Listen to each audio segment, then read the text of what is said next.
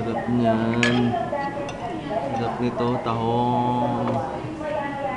Gusto mo ng tahong. Ito, oh. Tapos may talaba pa kami.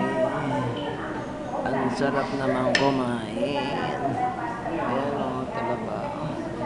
Tapos, mayroong sinigang na hipon. Sinigang na hipon. Sarap yan, oh. Lalo na to, oh.